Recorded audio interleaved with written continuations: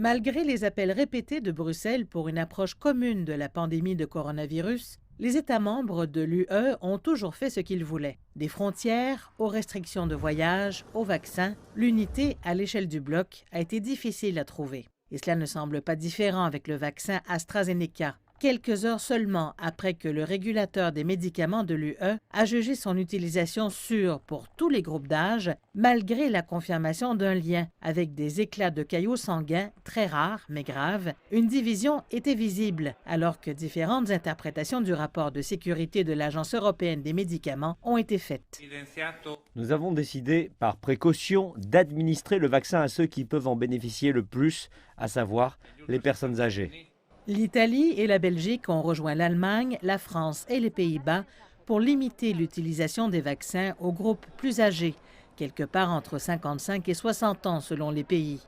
La douleur est allée encore plus loin en limitant son utilisation aux personnes âgées de 60 à 65 ans seulement, alors que le Danemark a maintenu une suspension complète du vaccin.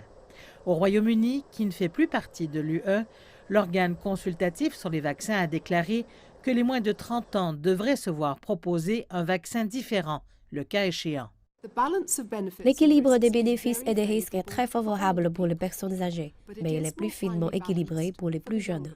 Les opinions divergent aussi sur ce qu'il faut faire à propos des deuxièmes doses. L'Allemagne affirme que les moins de 60 ans devraient désormais recevoir un vaccin différent, alors que d'autres attendent plus de données scientifiques.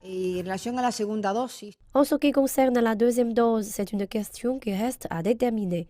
Nous attendons de voir des études qui pourraient, sur la base de preuves scientifiques, soutenir l'administration d'une deuxième dose avec un autre vaccin. Les différentes approches risquent de semer la confusion dans le public et de saper davantage la confiance. De nombreux Européens sont déjà sceptiques quant au développement rapide et à l'approbation des vaccins de COVID-19 et l'hésitation à entraver leur adoption.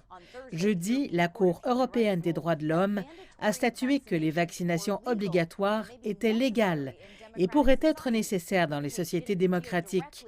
L'affaire ne concernait pas directement les vaccins de COVID-19, mais cela pourrait créer un précédent pour l'avenir.